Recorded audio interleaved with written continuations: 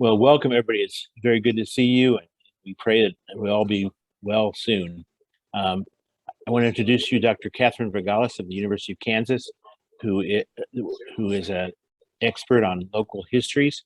I got to hear her at our clergy gathering in Wichita at the end of September, and I immediately said, "We have got to see if she can come to Bishop Kemper," and she was more than willing to do that and to share her considerable expertise working with archives there at KU that they're devoted to our churches, having done some field work in Kansas City, Kansas, etc. And so I'm just delighted that you can come and talk to us. We have, as I think I told you, we are really committed to racial reconciliation and reckoning at BKSM, and we feel that local history is a great way to get at that. And so we just so appreciate your expertise and your willingness to be with us. And I just want to hand it over to you. Thank you so much. And I'm so happy to be here. Also, I just, and I'm going to introduce myself here and talk about my subject position, but I just defended my dissertation. So I'm not a professor at KU. I'm a brand new doctor. And so Don is one of the first people to call me Dr. Vaggalis. So that was pretty fun. So thank you. But please feel free to call me Katie. I'm informal in that way. And please feel free, as we have discussions later, to introduce yourself. And if you have any special titles, please let me know, as I'm getting to learn a little bit about your culture. And yeah, so happy to be here. Pandemic life has had me working from home. So I am very eager to see people and have good discussions tonight. So I thought I would start off, I'm going to share my screen here, by looking at our learning objectives of what I want to get done in this session tonight. And there's four main ones. The first one, that information that I want to impart, is understanding how documenting local histories of people of color and their contributions to a community can aid towards racial reconciliation. And I'm using the words racial reconciliation because that's your vernacular, and also the vernacular in Becoming Beloved community as well, which I've been reading up on and I'm very impressed with. So that's the language I'll be using tonight. So we know, that honoring ancestors or people who came before us, is incredible work, but I want to make explicit the connections to why it's important in social justice movements and towards racial reconciliation. So really making that connection of why history is so important to the present. Number two, I want you all to learn how to collect information about historical people or parishes or missions. We're going to talk about what sources are available and how to interpret them. We're also going to talk about some issues with records collections when it comes to people of color. Number three, we're going to discuss white people's responsibility in social justice movements. And part of this is explaining my subject position as a white historian doing this work, and also speaking to a predominantly white audience tonight as well. And number four, I want to discuss the relationship between reconciliation, equity, and reparations throughout tonight, and sort of the differences between those two, or between those terms. I'm going to stop sharing for just a little bit. I'm going to be switching back and forth. It helps that I can see your faces. It makes me feel like I'm talking, not just to a computer screen. So following those learning objectives, I'm just going to introduce myself. Like I said, I just recently got my PhD in American Studies. I am a historian, and American Studies is it. Oh, Jayhawk, go KU from Robin. Thank you. Rock chalk, Robin.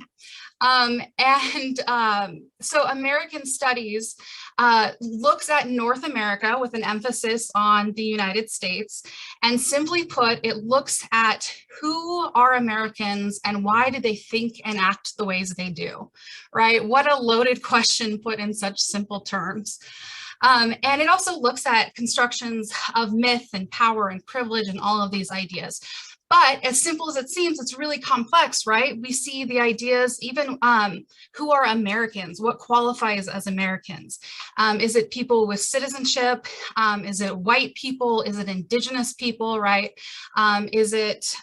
So America, what is American? You have Americanization, like so many people globally will recognize a Coca-Cola advertisement, right?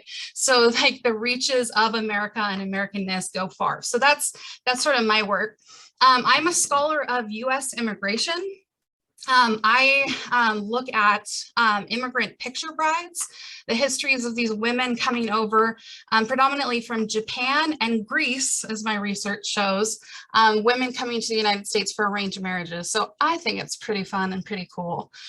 That's just the short snippet there, but I'm an expert in race, gender, and sexuality and the ways those intersect in US history. I've also been editor of Women, Gender, and Families of Color for the past 7 years, which was such a wonderful experience. It is an academic journal that is dedicated and centers the study of Black, Indigenous, Latinx, Asian American, I think I ran through the list. I'm kind of going brain dead because of course I'm in front of people, but women and families. So that was an absolute pleasure. And I got to oversee 2 special issues. I'm just checking my messages here. 2 special issues dedicated to faculty, staff, and students of color and other underrepresented identities, talking about the things that they experience or the experiences they have in the academy. The second issue was dedicated to graduate students of color. And it acts as they're essays, they tell personal stories, they give advice to other people like themselves. And it sort of acts as a primer for how administrators and other people in the academy can sort of learn from these experiences and make the academy safer and more inclusive. And so that is sort of the idea, Women, Gender, and Families of Color. Yep, that's the journal. So some fabulous work there ranging on literally everything like economics, history, literature, you name it. And so I'm coming to all of these ideas as an academic, but I think there's really important overlaps in the ways that both systems work in between the church and the academy, because both of these are institutions that have foundations in colonialism and white supremacy, right? And we are we've struggled for literal centuries for racial reconciliation, but these places, the church and the academy, however you want to define the church, are places that people of color and women and people with disabilities have struggled. I mean, we can go on, like queer individuals, trans individuals, the list goes on and on, right? These are exclusionary, traditionally exclusionary places, right? And so what I do in my daily life and scholarship is, one, try to contribute to a little bit of a better world by understanding and explaining how these systems work, and then putting and producing programs towards social justice as well, and more inclusive environments. So I am a white scholar who does this work, and there's something that needs to be said about that subject position. I don't always experience the same, experiences of oppression as the people that I research or the people that I study, the stories that I tell. But I will tell you, having worked really closely with faculty of color at the University of Kansas for as long as I have, that in the academy, our buzzwords are diversity, equity, and inclusion, DEI. That's like on top of everybody's tongue.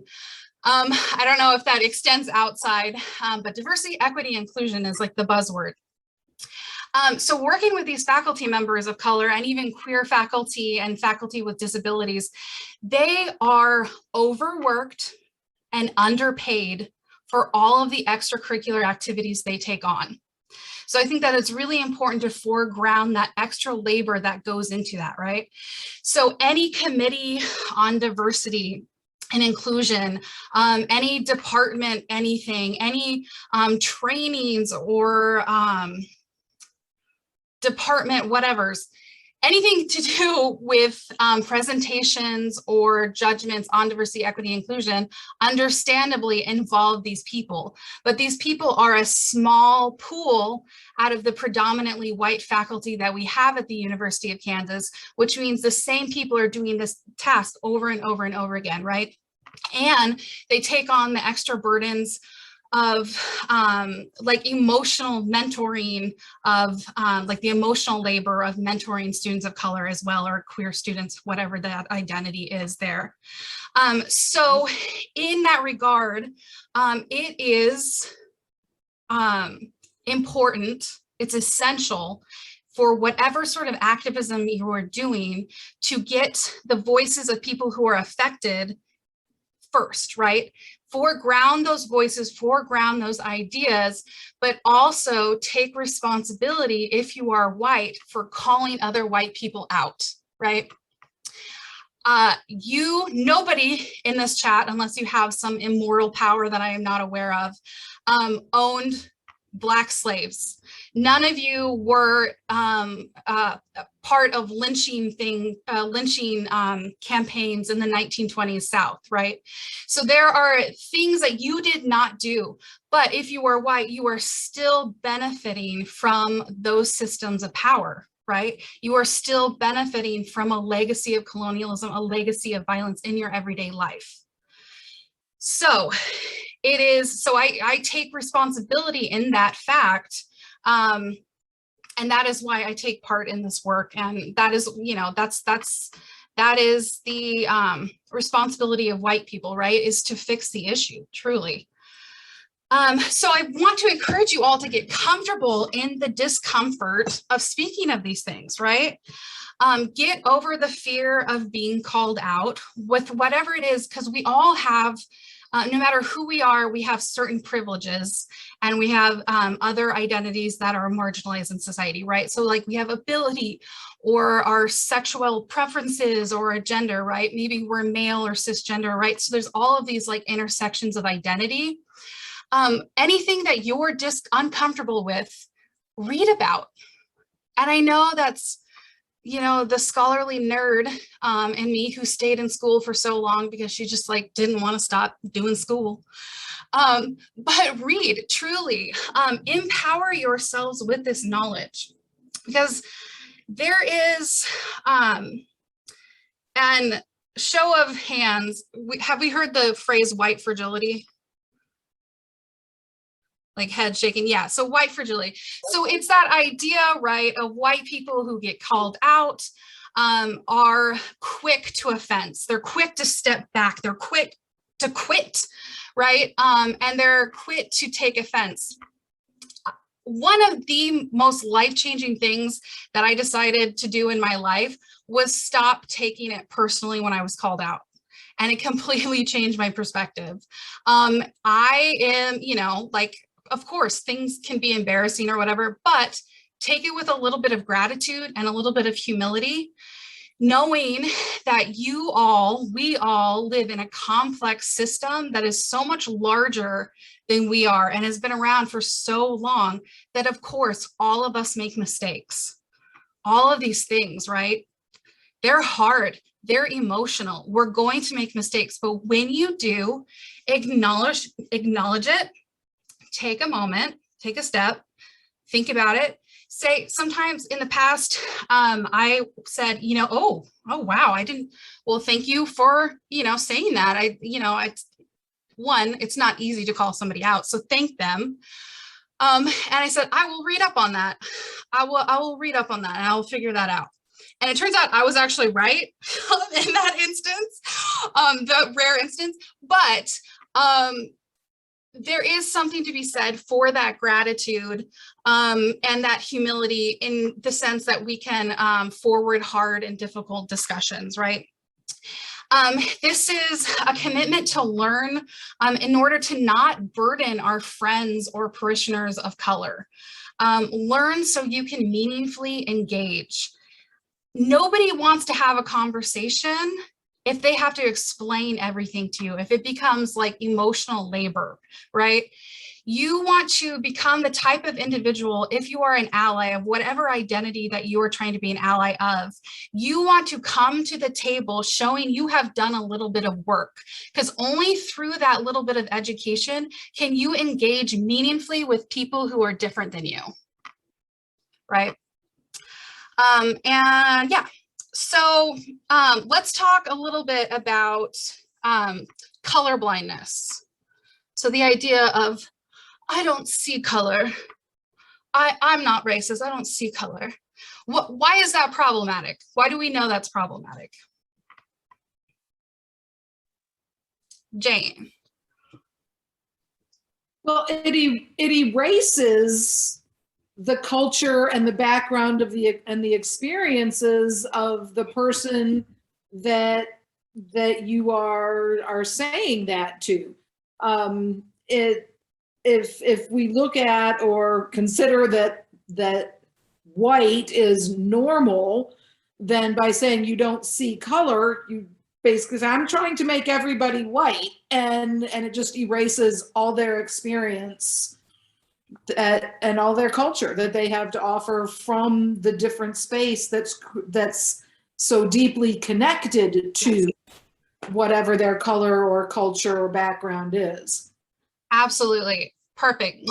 Beautiful, Jane. Thank you so much. That is a perfect answer in the fact that it completely erases a person's identity, and it erases the things, the very real issues that they face on a daily basis.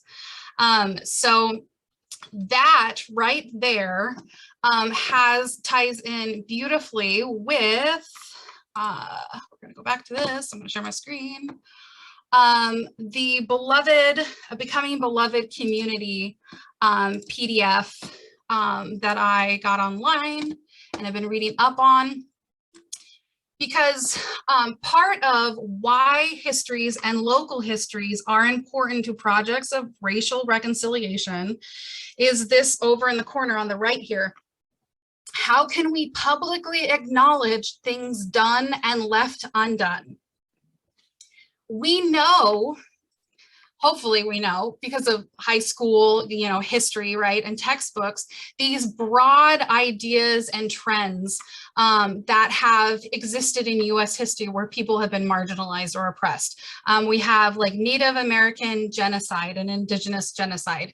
We have, Jim Crow, like I mentioned, Black slavery, etc., right? We have these big topic issues that are happening nationally. But the local, sometimes the stories vary. And that's not to say they don't follow larger patterns, but they might follow them in unique ways that are particularly important to knowing your community and your contribution to fixing those ideas, right? So knowing local history, knowing exactly what's going on and the things that people faced in your community is a way of accomplishing this goal of publicly acknowledging things done and left undone. And on the left here, of discussing what institutions and systems are broken. And we can look at this at local levels. How will we participate in repair, restoration, and healing of people, institutions, and systems?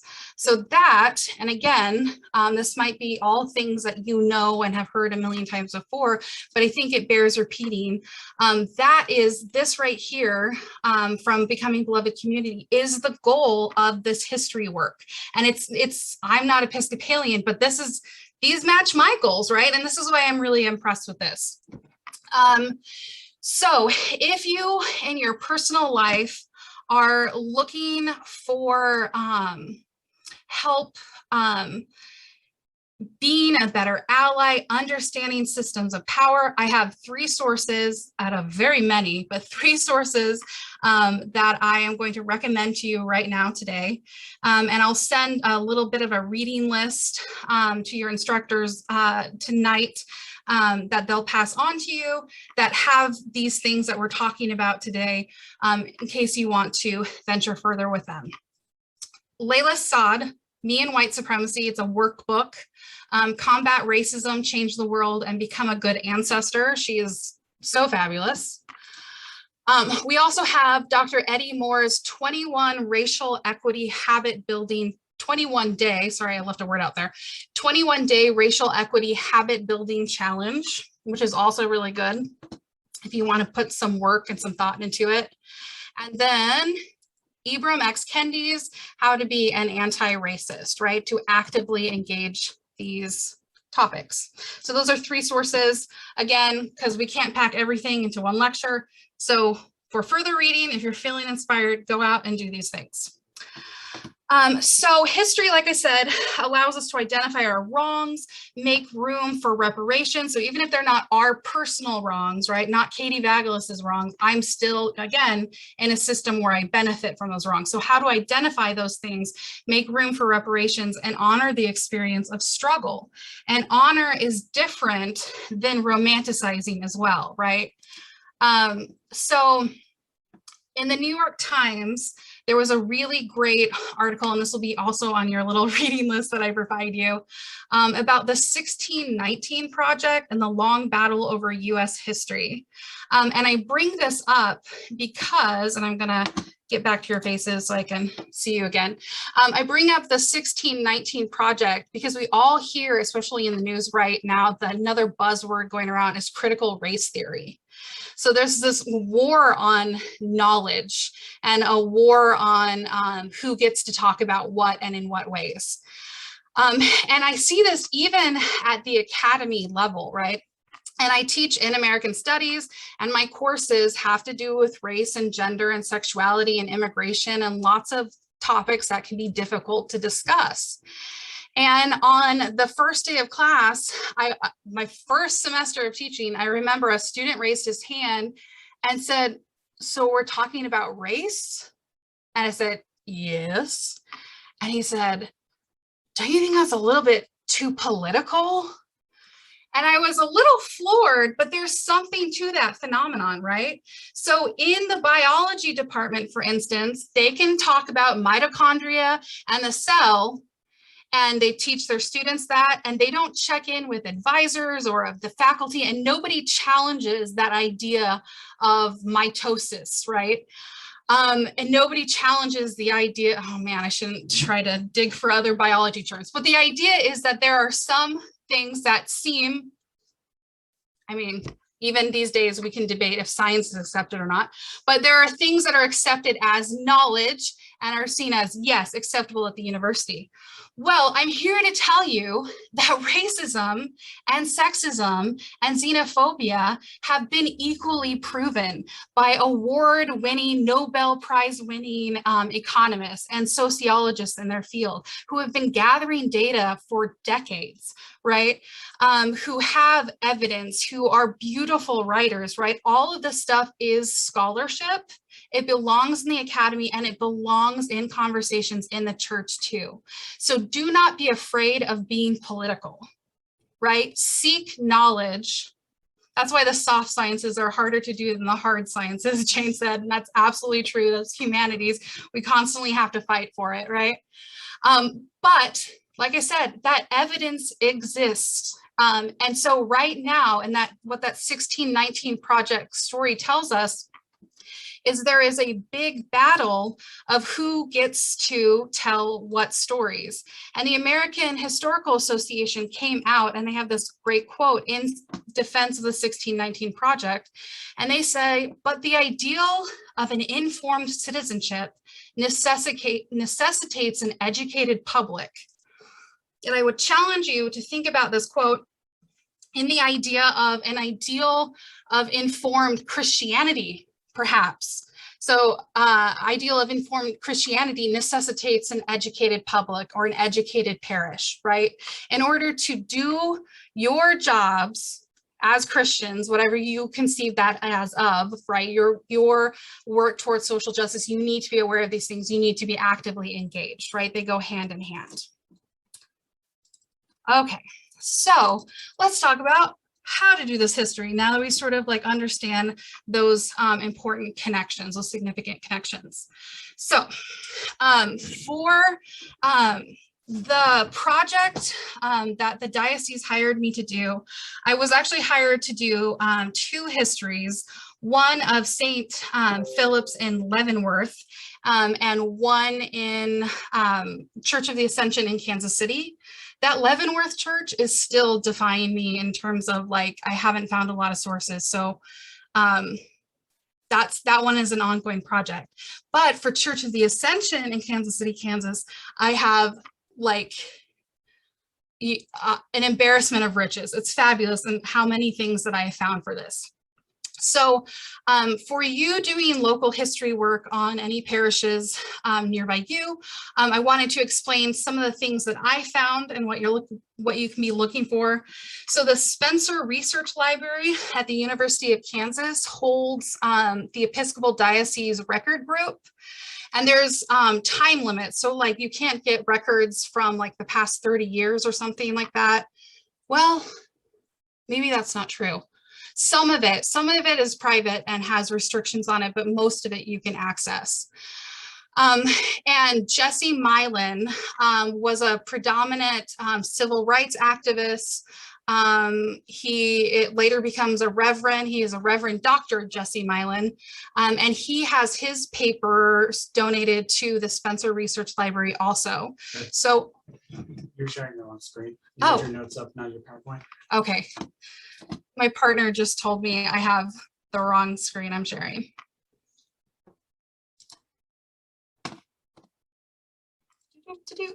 Okay, let's try this again.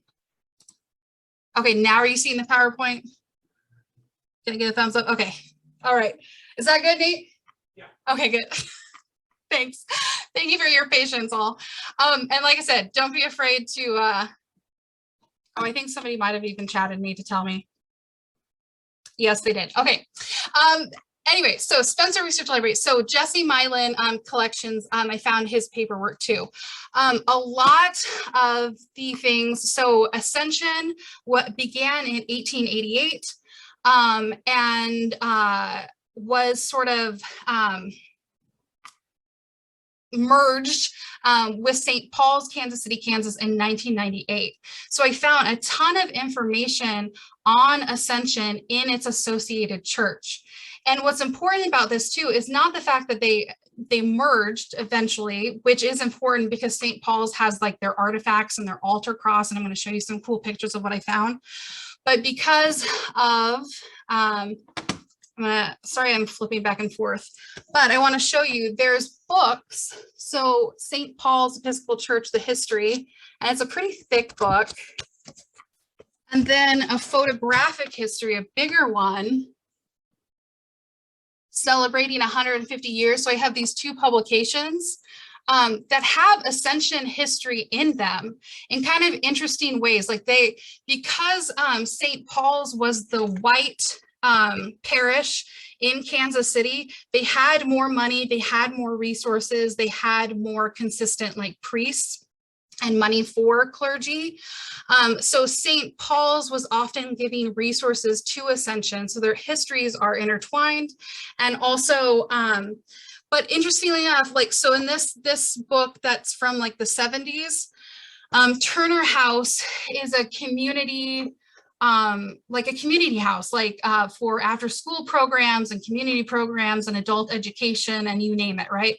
It was started by a priest at Ascension.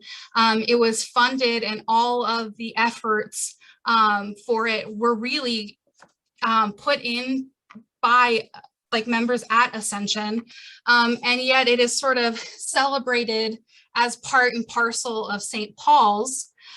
So there's a little bit of revisionist history in that regard, but there is a fascinating essay in here from a Black woman who was at Ascension and willingly decided to go to St. Paul's in the 80s, just because, like I said, they had more resources, more opportunities. And she discusses sort of the contention between the women at Ascension and St. Paul's in terms of who was taking credit for all of the work that the women at Ascension were doing. So essentially like white women not knowing their limits and taking credit for Black women's work. So again, not Ascension histories, but a lot of Ascension history is in it and between kind of like read between the lines of it. Okay, I'm going to share my screen again. Hopefully I do it right. Okay, you should be seeing the PowerPoint.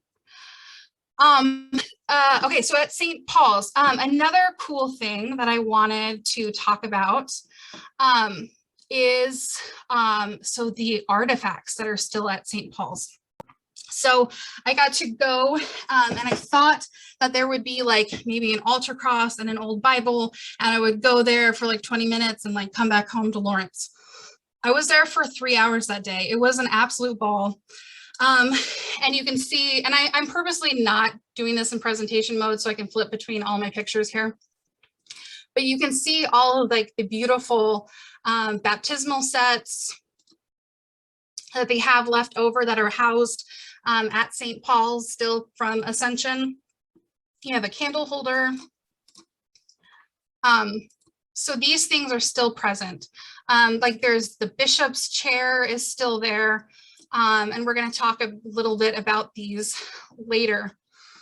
But so this altar cross, one of these three that you see on the left, I go there and I know one of these is Ascension's altar cross. I'm not sure which one. And so I take pictures of all of them, photograph all of them to put them on the website that I'll show you here in a little bit. And so I kind of have to do a little bit of work. And so this tells you, again, what sources am I finding and how am I finding this knowledge that I am. So at the Spencer Library, there are boxes and boxes of documents, and you look at this picture of like, you should be seeing right now, my file explorer window, everything kind of looks the same. And this is why historical work can be tedious and also magical. And I couldn't find the exact document that talks about it. But for instance, here is a document. If you have ever done a deep dive of anybody on Facebook or tried to catch up on like what your cousin did on vacation or what your ex-girlfriend, right? Those little deep dive, then historical research is definitely for you because it is a treasure hunt. It is like you're looking at connections between people, you're learning their histories, and a lot of it, there's some sensitive private information. So when you are doing any of these histories, know that there are certain things that you should only be talking about or putting in public if you have a purpose, right? If it demonstrates something instead of embarrassing people or putting family secrets out, right? But in one of these documents, it was a white piece of paper with maybe like 4 or 5 sentences. It was a message from the bishop's secretary writing to the priest in 1926 at Ascension saying, hey, I know you've been looking for an altar cross, which means that potentially they've gone over 30 years without their own altar cross. But the secretary says, we know you've been looking for an altar cross. There's a church in North Topeka that closed.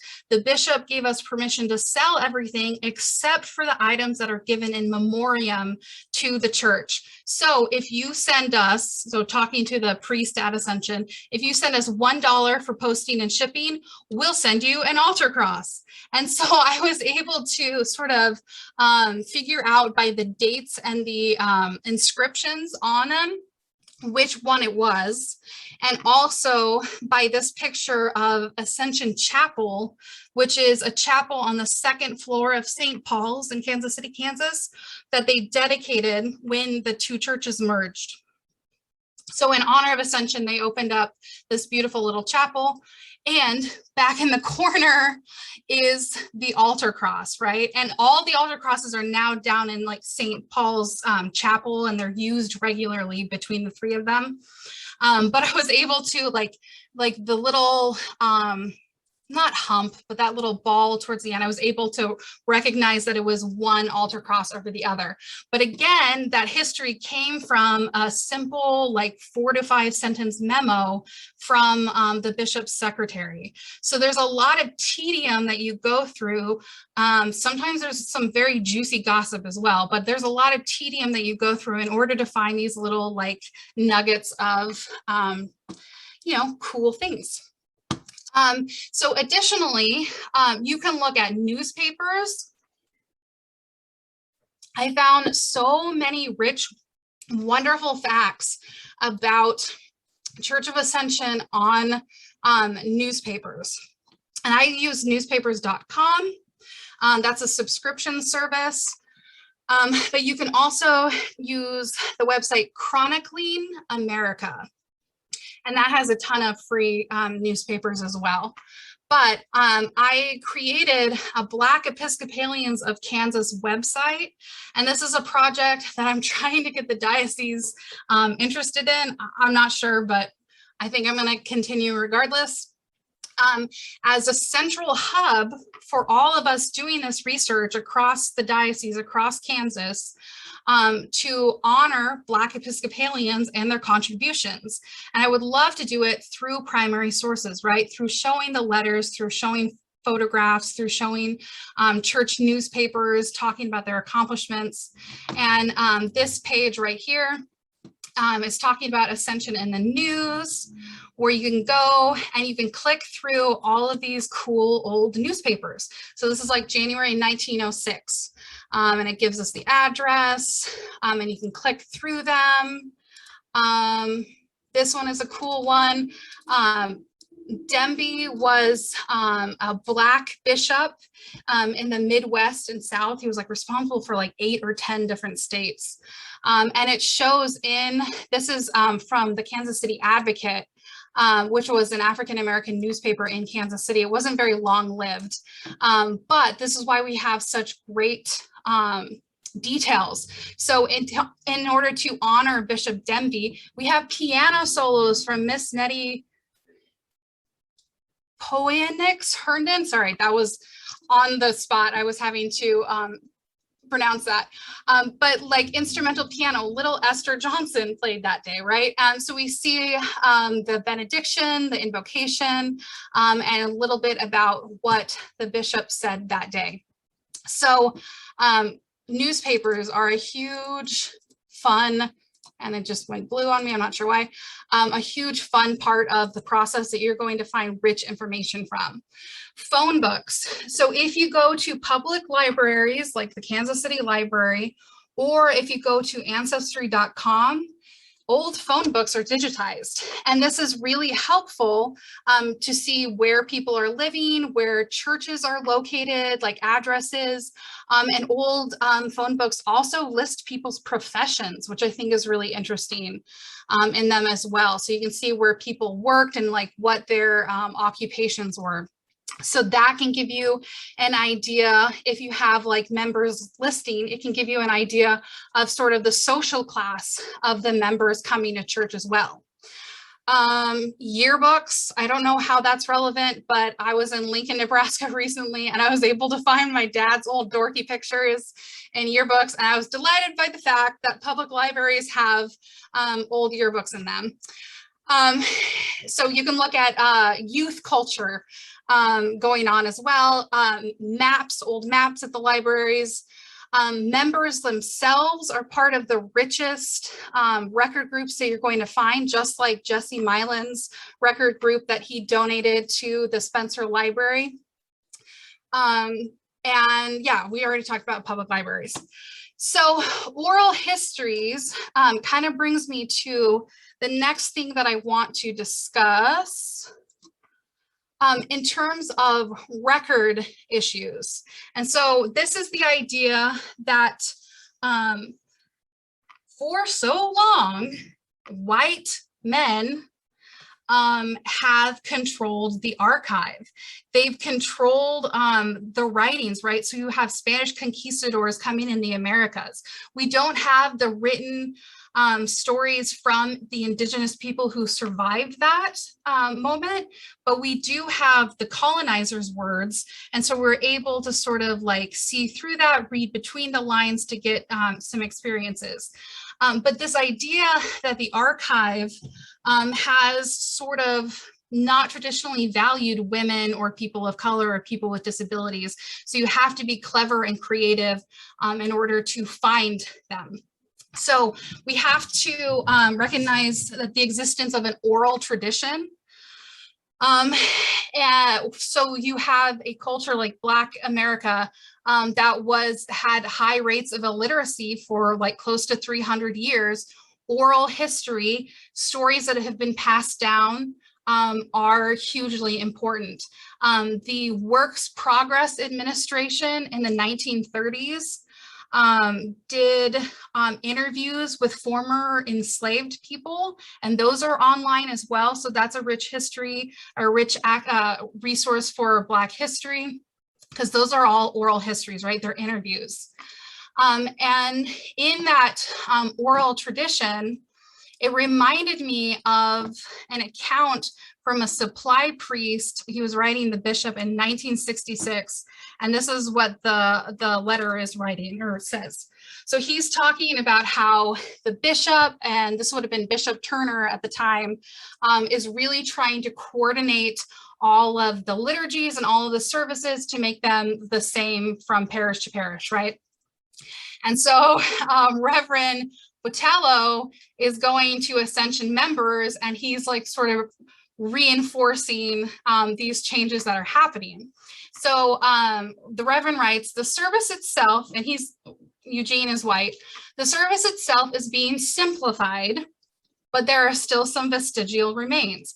Even so, the Benedictus qui venit, oh, please don't make fun of me for that terrible pronunciation, does not follow the Sanctus, although we worked out a compromise that if a priest says, behold the Lamb of God, etc., the choir may sing it in response. The Pax and Agnus Dei follow the prayer of humble access, depending on the alertness of whoever happens to be organist, but we're gradually falling into that pattern. Again, depending on the organist, one of them comes in with all sorts of notes. We don't sing the end of the prayer for the church, etc. We have no last gospel. These are the things the bishop requested, and the congregation has accepted the changes. It's just that one of the organists hasn't gotten the order straight yet. And the reason why I literally laughed out loud when I read this was because I was the organist in my church for 4 years as a teenager, and I took plenty of creative liberties, right? Speeding up tempos or like, cutting things short when I was organist. And knowing in Black churches and in Black American history, there is like a long history of call and response, right? So this is traditions that are being brought from Africa, being brought to plantations, and like come out in like culture today, in rock and roll and jazz music, and in Black Christianity especially. Right. So what's happening here is a tradition of call and response, and that this organist, I think, knew exactly what they were doing, and was kind of like maybe resistant to the changes that were happening, that were sort of simplifying Ascension's ways of worshiping. So this is, of course, another discussion for another time. But how in a religion that is so dedicated to tradition and ritual, how do you invite people of other cultures in, with other languages, with other traditions?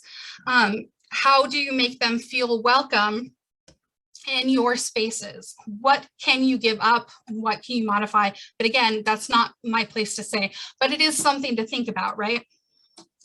So that oral tradition, we can see even in some of these little letters to the bishop. Indexes are created, and indexes are exactly what they seem. So at an archive, you have boxes and boxes and boxes of like ephemera and letters and paperwork, right? And usually somebody loosely organizes them into an index where you can find topically what you're looking for. Not always, but usually. And a lot of times indexes are created without attention to race or POC, people of color. And this is the case for the diocese records that have been indexed as well. Like you can see like Church of Ascension, there's records for that.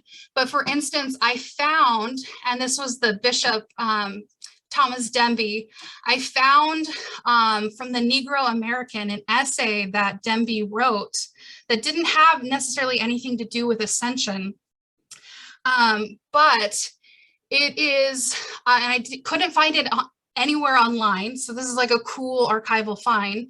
And what it's talking about is race relation. But he's also citing, it's like a historiography almost, like it is his bibliography of where he is like where his ideas are coming from, right? And where the ideas that he's preaching are coming from. And he's also down here naming a lot of eugenicists and race scientists who are, you know, professionals highly respected in their time, but Demby, who was an educated man, is taking them on and saying they're full of crap, and they were. This, that was crude, sorry, but this is really interesting because again, it's not literal Ascension history, but knowing how many times Demby came and visited and had lectures at Ascension, we see the formative ideas and where they're coming from here. And we have a clue into sort of the ideas that they're practicing at the pulpit. Speaking of papers on specifically Black women's history, Deborah Gray White talks about how they're often, subsumed in men's collections. So for example, the Kansas City Federation of Colored Women's Clubs is in the Frederick Douglass collection at Howard University. So it's like, it's there, these women's records are there, but they're just coded as something completely different, right? So you have to be willing to search for them. Well, the same thing sort of happened to me as well. So I was finding in a lot of the correspondence, it's always and usually the men writing to the bishop and giving reports on Ascension. But then, treasures upon treasures, when I went to St. Paul's, again, it wasn't in the archive, but when I went to St. Paul's, I found the Women's Auxiliary record, and it has like 40 years worth of women's meetings. Has the names of people in attendance. It has like their goals for the week, the month, the year. It has like down to the dollar and cents, the contributions that women gave that week. And it was just really lovely. So if you are interested in the contributions of the women at Ascension specifically, or the women, whatever church you're looking for, look for these women's auxiliary notebooks. Again, there was no indication from the cover what a wealth of information it would be, but it was there, and that was awesome. And like I said earlier, being subsumed into other collections, just like I said earlier, a lot of ideas or information on Ascension was found in those St. Paul's books, right? So kind of brainstorm and look for information in alternative spaces. Finally, these two big ones are huge. Reluctance to share stories and documents. So within any group of people who are treated poorly or oppressed or not taken seriously or undervalued, there's going to be huge trust issues. And so as a researcher, when you are going to people of color, and you, especially if you're white or white presenting, there is going to be an understandable reluctance to share your family's like history, to share your family documents or photographs or whatever, because you don't know the ways in which they're going to be used. So what I would suggest to you all, and I'm going back so I can kind of have a conversation with you, what I would suggest to you all is a very important aspect of getting communities involved in your research is to create a mission statement. So from the very beginning, state your intentions of what you're doing and why you're doing it, and what anything you collect will be used for. So if you are asking these people for their oral histories, tell them exactly what that information will be used for. And also a part of like what I discussed earlier is you need to compensate them for their time. So whether this is through grants and giving them money and paying them for their time, or if you are just promising them a copy of the publication that you are doing, or like an opportunity to be involved in the process, you have to offer something to make it worth it to people, right? And that part of that is reparations. Part of it is just simple compensation for their time, their labor, their effort, right? Time is money. So when you approach anybody for oral histories, it doesn't matter who, it doesn't matter what identity, you should always have that research statement with you, again, so you can really show that you've put thought into it and that you will be thoughtful with the things that they share with you. And then also the consequences of being undervalued and invisible, right? So when you are in a society that is so deeply steeped in white supremacy, where fashion and beauty styles and literature and cultural production, like all of the white people's everything are being valued, there is a tendency for people of color to throw away or like not keep things because they don't understand or they don't think anybody will want them. And I see this even with my own grandma, who is a Greek immigrant. She worked in bakeries her entire life, but also lived a remarkable life. So she has lived a very practical life. I have lived a life of the mind. And so I'm constantly having to tell her, like, no, please, because she's 92 now and she's starting to throw away things she doesn't want people to find, which is her, you know, her prerogative. But I'm trying to tell her, like, no, these things are important. We want to see these documents. We love them, you know, etc. Okay, so what can be found in the archives? You can find financial documents. So this is at the Spencer Library. Here's a picture of like a basic box that you're going to find and request from the librarian. They'll give it to you. You're going to find financial documents, deeds, tax and insurance forms. You're going to find correspondence from everybody. Some of it is like routine things between priests and the bishop, and some of them are like so like every time Ascension moved buildings, whatever building they moved to in whatever location, the white people in the neighborhood wrote long petitions to the diocese to get them out of there, right? And so you see the diocese talking back and forth with these neighbors, etc. So you see all sorts of correspondence going on. You see the bishop's committee meeting minutes, which are fascinating because these are sort of the public facing accounts of what they're discussing in their meetings. And so they are thoughtfully and strategically censored. And so that is why when you have, right, because if this goes to the bishop, right, so there has to be a level of decorum or like respect, even though the bishop and Ascension members are sometimes feuding or disagreeing over things. So every once in a while, when things or strong lines slip in, you can really tell the tension, right? So there was one line that Nettie Love, the secretary, wrote, and it said,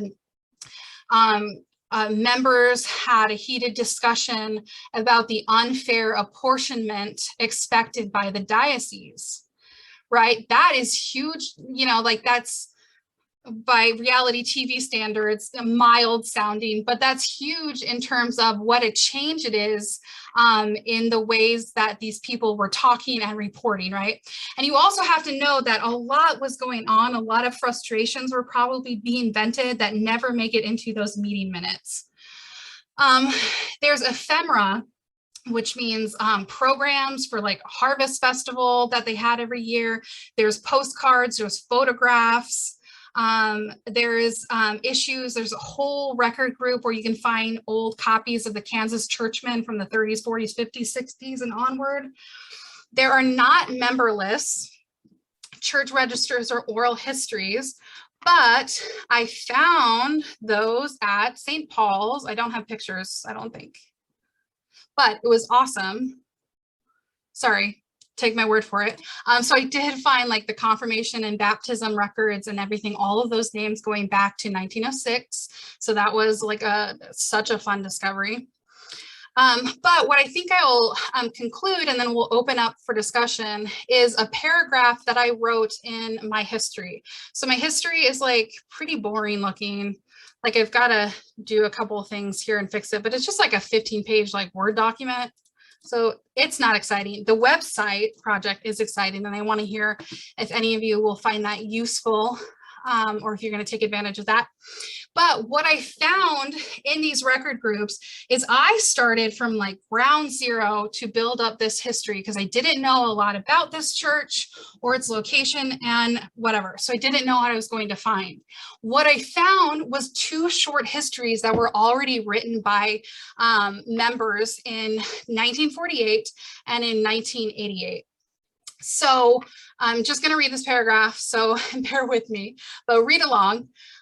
So I write, 2 short histories of Ascension's ministry were written in 1948 by senior warden Frederick Douglass. This is Frederick K. Douglass, not the Frederick Douglass, but the Frederick Douglass of Ascension.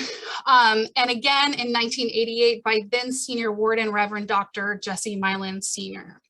Their work forms the foundation of this written history, the history that I wrote, with corrections and details provided by in-depth archival research at the Spencer Research Library in 2021 by a University of Kansas historian. 2 record groups at the Spencer Library were consulted. I already discussed that, so I'm going to skip to the next line. Among drafts of Milan's written Ascension history are handwritten notes expressing the desire to write a more in-depth documentation of Ascension's tenure in the future. So there were plans to write this history, right? While this current historical project was initiated by the diocese over 20 years after Ascension's closing, it is clear from Milan's records that Ascension's membership valued their history deeply, were proud of their accomplishments, and desired their contributions to be known and remembered.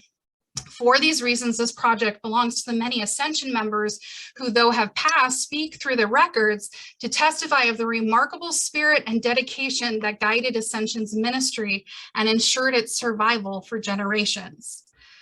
And again, the histories and things that I found, and we can discuss some of those if you have any questions, are remarkable. But the whole idea is that I was a researcher who went in and accessed these records, but they were there to be found, right? They were left for me. These histories were written, and therefore I had outlines to work on, which gave me indications of what information was valuable to the members and leaders at Ascension, etc. So, yeah, so that is where I will kind of leave it there. So look for those voices, amplify those voices, uncover those hidden histories, and have fun. Truly, it is fun. I mean, some of these things are painful, but the act of discovery and reading and research, and it is very fun. Thank you.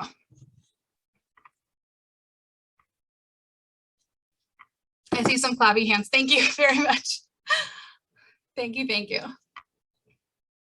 So does anybody have questions, or anybody want to talk about the things that they've found or projects that they're wanting to take on in the near future? Martha?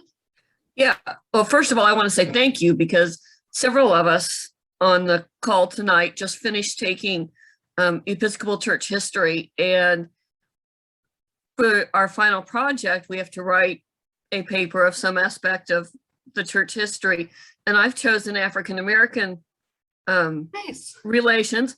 And so I want to say thank you, because your website and some of your research on it is helping give me a different or an additional direction for my paper and letting me give it a local spin as well as the national. So I hope it's okay if we use it, as long as we give you credit for it. Yeah, absolutely. And the website is not launched yet, but I can go ahead and make it public tonight. I mean, there's nothing on there that like all I have up there right now is like the newspaper, that archive of newspapers for Ascension. It's essentially just like a skeleton framework, but I can send you any of my notes.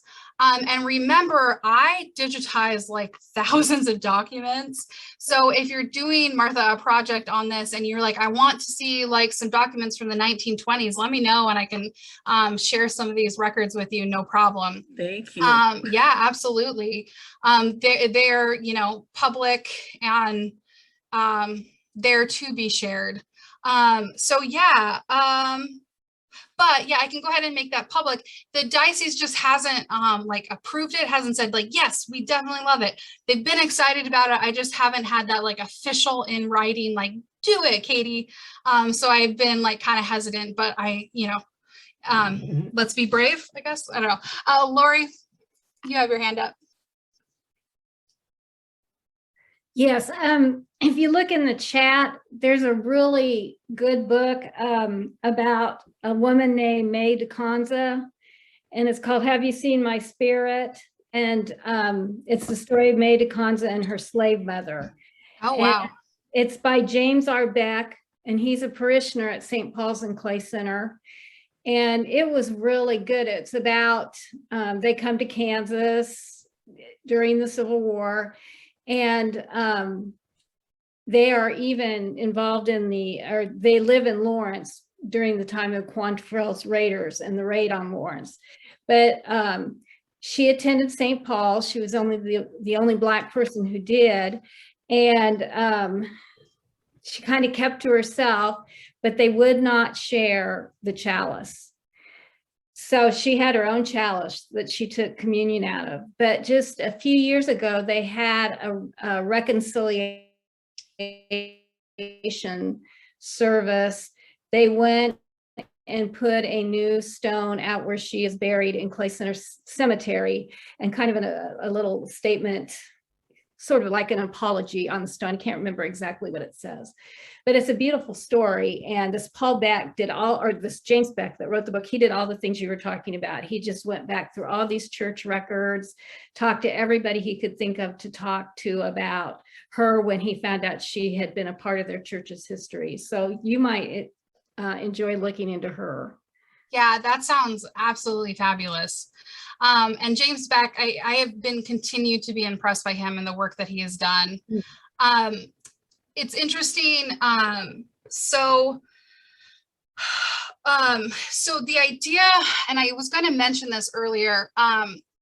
So the Black church is important for a lot of reasons. So that this story of May DeConza shows us the overt segregation, right? Sort of the rejection of Black members by white parishioners and white leaders out of white spaces. But I think it's also important to understand the benefits of having African-American churches and how churches have sustained African-American communities for, centuries. And it's important. So part of this history, right, is this segregation. But another part of it is Black Americans creating their own parishes, creating their own churches, right? Simply because they did not want to go to church with their oppressors, right? And that is a fact that needs to be understood, that they did not want to worship in the same place as the person who formerly owned them months before, right? That's horrific, right? So spaces, even to this day, like KU hosts spaces for graduate students of color to get together and sort of understand each other and apparently May DeConza's chalice is at BKSM commencement. That's very cool, Dawn. I would love to see that if you have any pictures. But going back to what I said, sorry, I'm getting like scatterbrained here. It's getting late. But this idea of agency and spaces that nurture you and your community and your families and understand you and your experiences, and who will fight for you and will provide programming for you and the uplift of you and your community, right? And I think this is something that Bishop Turner did not understand. So starting in the 1960s, he was very bent on closing Ascension because he, as a white progressive, was deeply embarrassed. And I've heard, Bishop Turner is a good man, but I think he's wrong in this regard, because as a progressive white man, he was very embarrassed that he still had a segregated parish, even though the members at Ascension were talking about all of the benefits that the parish or the mission at the time lent them, and the importance of those spaces and the heritage and tradition and everything going on, right? And so Ascension got left hanging time and time and time again because they didn't listen to those things. So I think May DeConza's story is kind of made me think of several different things. One, I want to read that Have You Seen My Spirit, but also sort of understanding the role of the Black church, the benefits to it, and the importance of listening to members when they tell you what they need, right? When they tell you what they want. So thank you, Lori. Robin. I wanted to, I don't know if people know that it's available, but another really great historical place or source is the Missouri Valley Special Collections that is part of the Kansas City Public Library. Yeah. And we live in a historical neighborhood, but the archives that they have put together is amazing. Yes. And so people want to look, if you're in Kansas City, but they've got kind of a regional coverage, they have just a wealth of information. And I've learned recently, because all of a sudden we have to write papers again, that the librarians down there will do anything to help you find what you're looking for. They're cool. And it's beautiful. Like, have you actually been to the space? Oh, yeah. Oh, it's amazing. So pretty. Yeah. Like the dark woods. It's like such a lovely room too. And like you said, the librarians were fabulous, super helpful. The Kansas City Library, in addition to being very beautiful and super cool, also has the Kansas City Call on microfilm. And that is an African-American newspaper out of Kansas City that is not digitized anywhere online. So the Call has not opened up those records, for like Chronicling America or newspapers.com. So in order to do some of that research and from that great resource, you need to be at Kansas City. But say there is something that happened on like September 2nd, 1942. You have like a date or a very slim time period of something you want research from the Kansas City Call, you can contact a librarian at that Kansas City library and they will send it for you. They will scan it for you and send you a little digital copy of that one little article or whatever you need. Right. And the other cool thing about them is that if you're in the building, they do not charge for black and white copies.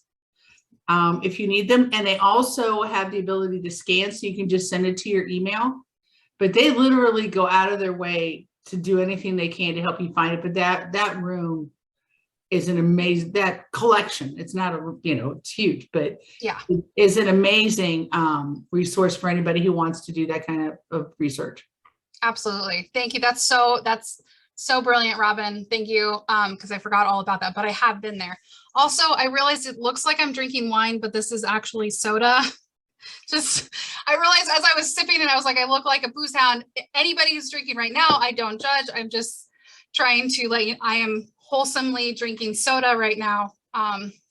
So for better or worse. You realize who you're talking to, right? Episcopalians. Okay. Well, I actually, and I didn't know like how or where to say this, but I actually grew up in the LDS church, the Latter-day Saint church, and Mormons do not drink. So my whole sort of immersion, I've been friends with the Schwallers for years, gone to church with them a couple times. So I've loved the Episcopalian church, but my immersion into it is like, they're so much cooler. And I know this is going on YouTube, so I might get in trouble for that, but truly, coming from a spiritual tradition of which I'm no longer a part, but one in which has deeply problematic issues of race and gender and heterosexism that are still not being addressed in productive ways, really shows you that even on your days, all of you of the Episcopalian Church, even on the days when you feel like this isn't enough or this isn't right, we need to do better, that will always, you will always have that drive, right? Nothing will ever feel completely perfect because we're imperfect people in imperfect worlds. But I do want to say how remarkable it is that you have some of these policies in place and that you're even able to have these discussions. Like reading over the Becoming Beloved Community pamphlet, I think there's some real significant ideas there that are sensitively and well put together. So I will kind of say that, right? So yeah, so maybe Shane, that was my hesitation of like, oh no, but yes. Anybody else? Anybody have questions or research plans? I just have a comment about what we consider as standard. And I talk in movie references, as everyone knows here. Bringing Down the House, Queen Latifah, she's savvy, she's sassy and stuff. She talks throughout the movie that way. And like she gives this presentation where she talks white, like we expect white women to talk. And it is really, it draws you up short because it's like, she could talk that way if she wants to, but she would be denying part of herself if she did that for us. It's really a pivotal moment and really a fun movie, which I like, but. So that just sort of reminded you of making place for different cultures and different ways of being. From Queen Latifah, who's, you know, the best, so.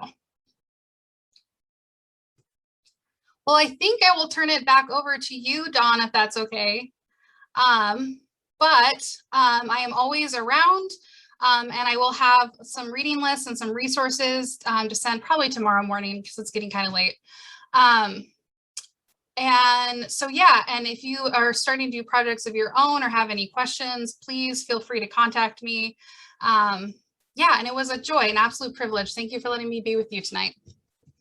You're just a wonderful resource, and we're very grateful and so kind of you to offer to be in contact with folks as they do some papers and research and stuff, and that's just wonderful. Absolutely. Is your information going to be on what you send to your contact info? Yes, and I will go ahead and stick my Gmail. So there's that, and I'm Katie Vaggalis. So kvaggalis@gmail.com is how you can get a hold of me. And if any of you are interested in becoming involved in that Black Episcopalians of Kansas website idea, if you want to write blog posts or contribute archival, like the newspaper articles, maybe for like St. Philip's or something that you found, please let me know, because that would be great fun and I would love to have you be a part. We're deeply grateful for your generosity and for the very important work that you've done and are doing. And we hope to remain in contact, and because all scholarly things like this should be of interest to a school like ours, you know. So absolutely. Yeah, thank you so much.